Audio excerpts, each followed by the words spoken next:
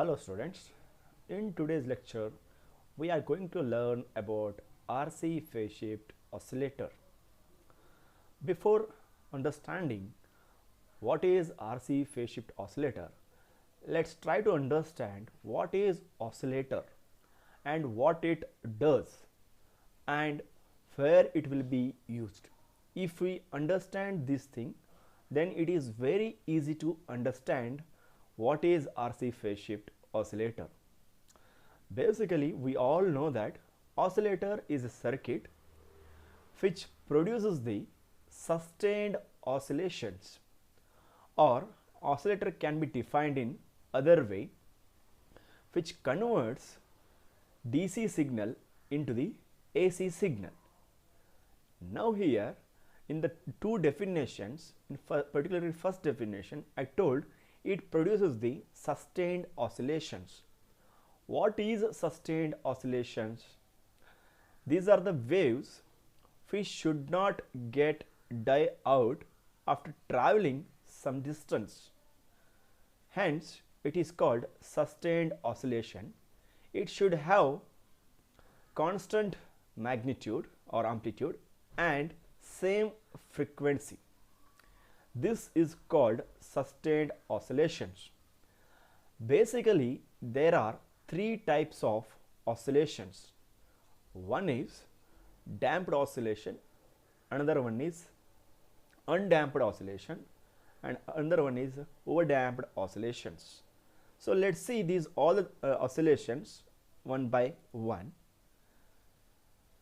Types of oscillation: damped oscillation, undamped oscillations, and growing oscillations. Damped oscillations are the oscillations which magnitude or amplitudes goes on decreases after certain distance or after some times. Undamped oscillations are those oscillations which have constant amplitude and same frequency. And growing oscillations are those oscillations which amplitudes goes on increases after some times or traveling after distance, some distance. Out of these three oscillations, oscillator has to produce this type of signal, and this signal is called sustained oscillations. Now, in order to produce this type of oscillation, oscillator has to follow the two conditions, and those two conditions are called Barkhausen criteria. What this Barkhausen criteria states: the magnitude, that means A beta is equal to 1, the gain of the loop gain should be equal to 1, and the angle between A beta should be 0 or 360 degree. The angle, phase angle between the A beta should be 0 degree. Now, how to understand what is this A beta is equal to 1 or what is at angle A beta is equal to 0 degree? This can be understand with the help of general block diagram of oscillator circuit. Let's go through that general block diagram. This is the general block diagram of the oscillator circuit. An oscillator circuit consists one amplifier and which has the feedback circuit. The part of the output is fed back to the feedback, and that feedback output is connected to the input, and together V input as well as the feedback output will go as the input for the amplifier. Now this A is the indicates the gain of the amplifier, then beta or B indicates the gain of the feedback circuit. Now together A beta is called the loop gain. Together A beta is called the loop gain.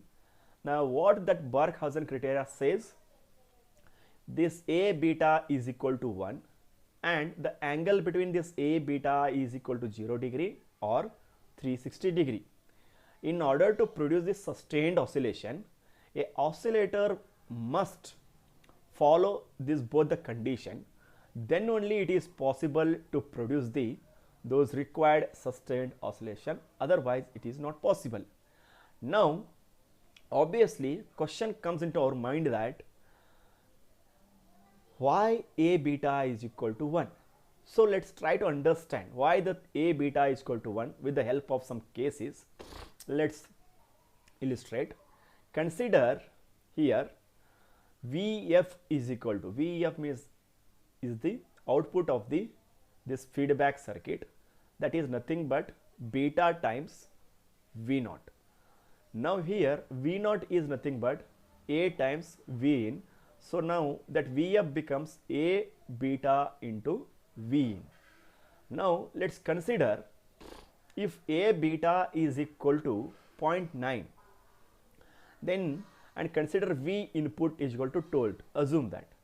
Now what is Vf? Vf is 0.9 into 2, that is equal to 1.8 volt. So what is happening? Vf is decreases. As Vf is decreasing, then input to this A, that means amplifier, is decreasing.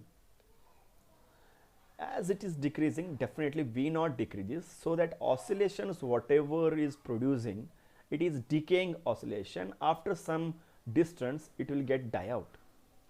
Now consider if A beta is equal to 1.1 and V input is same only 2 volt. Now Vf is equal to 1.1 into 2, that is 2.2 volt. What is happening? Vf is increasing, then input to the amplifier is increasing, so definitely V naught is also increasing. So what is happening? The growing type of oscillations we are getting at the output side.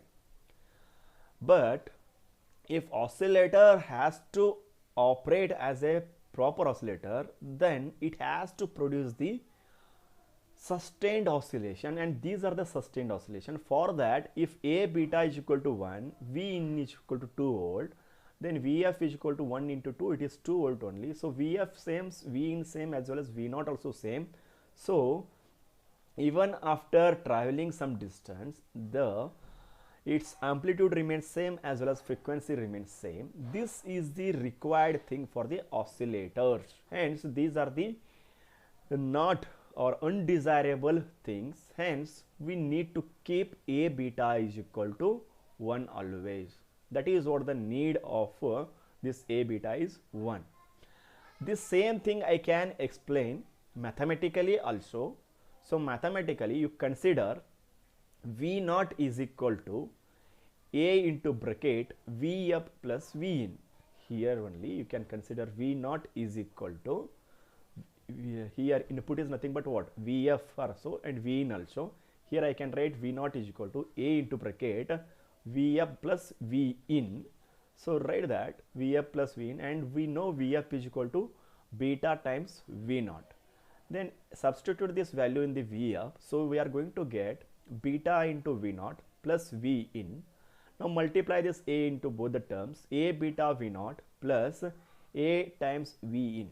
Now take V naught terms same side, so V naught minus, take this side, minus A beta into V naught, that is equal to A times V input. Now take V naught common, so when you take V naught common, it becomes 1 minus A beta, that is equal to A times V in. Now in the oscillator circuits, the input will be 0.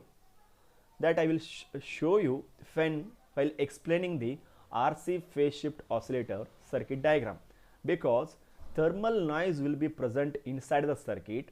Those will act as a input. We are not going to give any AC signal as a input. There will be DC, but there will not be any AC signal. Hence we are calling this V input is equal to 0. As this V input is 0, this term becomes 0, this V not go that side. So 1 minus A beta is equal to 0, A beta is equal to 1.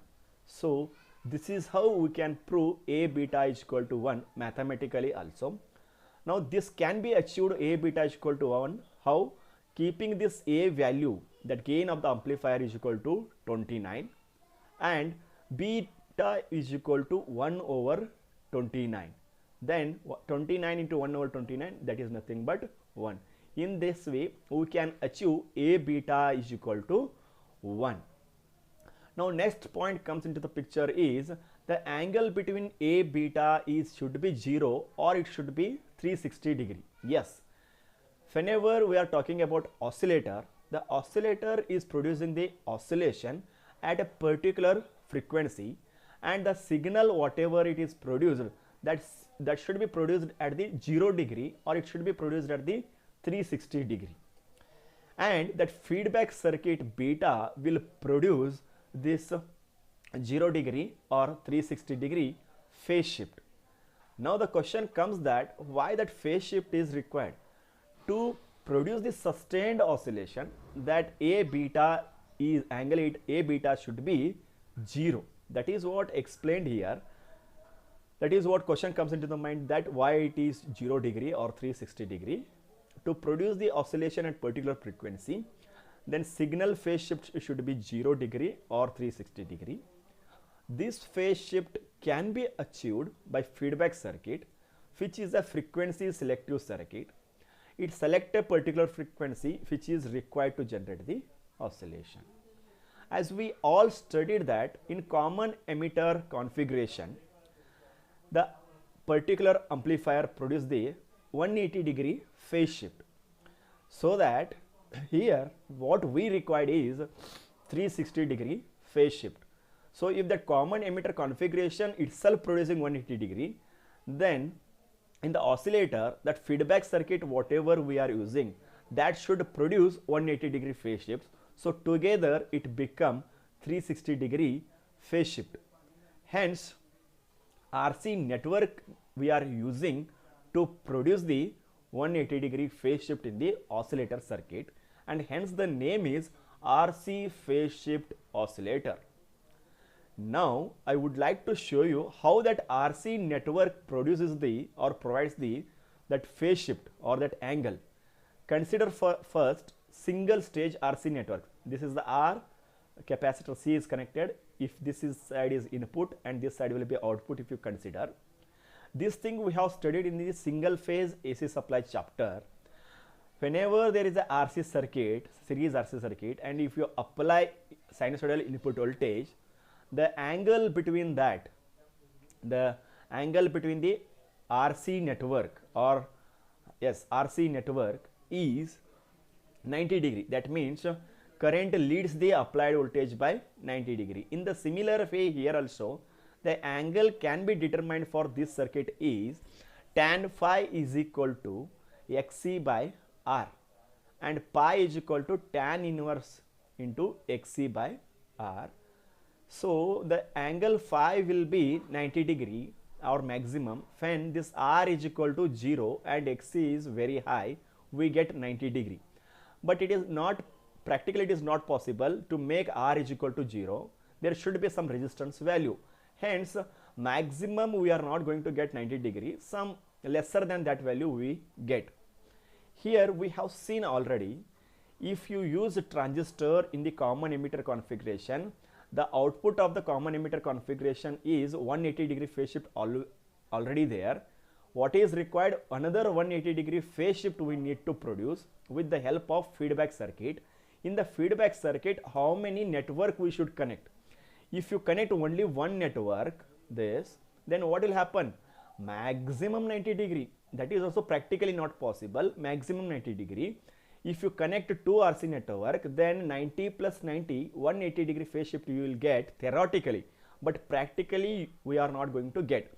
Hence, in practically what we do, instead of two RC network, we are going to connect 3 RC network in this way.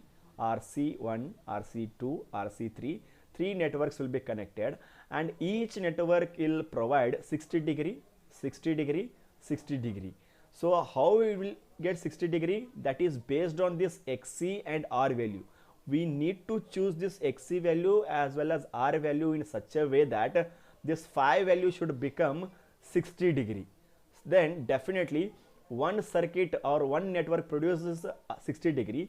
Then if you connect 3 networks, then definitely total phase shift of that feedback circuit will be 180 degree. That 180 degree plus this common emitter configuration produces 180 degree.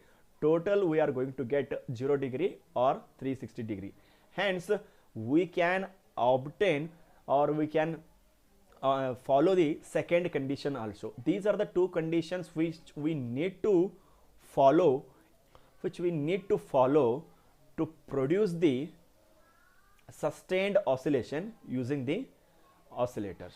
Now let us try to understand what is RC phase shift oscillator. Till now whatever we have discussed, it is for what is oscillator, which types of oscillations, Barkhausen criteria.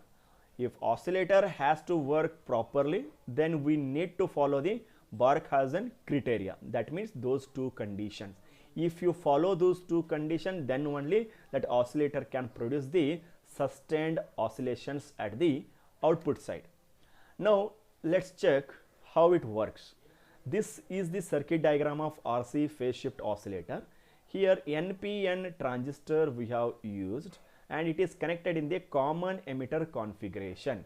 This you can consider collector terminal, this is emitter terminal, this is base terminal, and here positive supply is given, DC positive supply to this network R1, RL, RE, and together here 1, 2, 3 RC network is connected, and the part of the output is fed back to this network. There is no separate AC source is used or AC signal is used. Hence it is called, the oscillator is a circuit which produces the output without any input signal. Now question comes into the mind that how it can produce the signal at the output without any inputs at this side. It is very simple. In the circuit, the thermal noise will be present, and this thermal noise will be of every types of frequency. This transistor will take, or this feedback circuit consists select that particular frequency to produce the small oscillation into a big or amplified oscillations. So this capacitor, as it is there, the capacitor will be having basically some charges. The charge itself nothing but a noise signal, and that noise signal is nothing but a very small voltage in terms of microvolt or millivolt, and that microvolt or millivolt will be amplified, and you are going to get the output, that is sinusoidal oscillations you are going to get. Now this R1, RL, RE as well as this R is connected for the biasing purposes. As we all know that transistor has to be biased, hence here voltage divider circuit is used in order to produce the biasing, that it should operate properly. Now in this case it is acting as an amplifier, hence this particular biasing provides the amplifiers to be in the active region. In the active region, the transistor works as an amplifier. Now whenever the signal, small signal will be there, that will amplified, and this amplified output you are going to get at the output side. The part of that amplified output is again fed back to the input side, and again this is amplified, and you are going to get the oscillation at the output side. This is how actually RC phase shift oscillator will works. Consider that this input is in this form, okay, and after this 3 RC network, what happens, this network produces 180-degree phase shift, so the signal becomes like this. That means 180-degree phase shift will be there. Now this is in the common emitter configuration, hence it automatically produces one more 180-degree phase shift. So because of that output, you are going to get this type of output. It is amplified also. At the same time, phase shift, if you compare with this input side, it is 0-degree phase shift only, or you can say 360-degree phase shift only.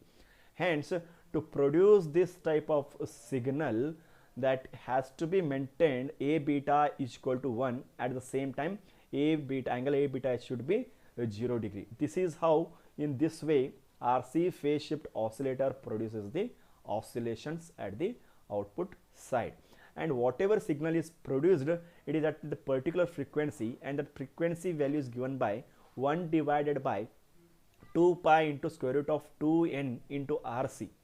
it is the derivation. After the deriving that only we are going to get this type this formula, but that derivation is not there for your syllabus. Hence only you should know that this oscillator is producing the signal, and at what frequency this signal is producing, at particularly this frequency it is producing the signal, and the equation is 1 by 2 pi into square root of 2n into RC, where R is the resistor value, C is the capacitance value, n is the number of input stages. So here we have used 3 stages, hence it is 2 into 3 is 6. If you used only 2, then 2 into 2 is 4. If you use 4, then 2 into 4 is 8.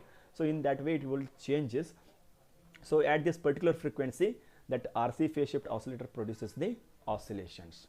Which type of oscillation it is producing? It is producing the sinusoidal oscillation. There are some other types of oscillators also there which produces the non-sinusoidal oscillations. Non-sinusoidal means it may be square wave, or it may be trapezoidal, or it may be pulse. That type of oscillations will be produced, and those are the other types of oscillator circuit. For your syllabus, there is a RC phase shift oscillator. This phase shift oscillator is very simple, it is very easy, and it is cheap. Where you will find the application of oscillator and why we require this oscillator? Because in your laptop or in your mobile phones, whatever clock signal it is generating, so that clock signal will be generated with the help of this oscillator only. Otherwise, if for audio frequency as well as radio frequency, that carriers whatever they are using, this is based on this oscillator circuits only. Otherwise, in laboratory also we use signal generator. That signal generator, what it does, which produces the signal, that is the work of the oscillator. So in this way, that oscillator will be used in the electronics circuits to produce the sustained sinusoidal or non-sinusoidal oscillation, and we are using sinusoidal oscillators. I hope this is understood, and there may not be any doubt. If you have doubt, you can ask me without any hesitations. Thank you.